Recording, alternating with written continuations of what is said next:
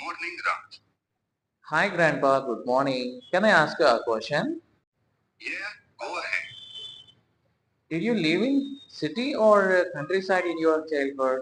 I spent my childhood in a village where I could see vast rice fields. Did you usually skip classes when you were a child? Yes, I did, and many of my friends did too.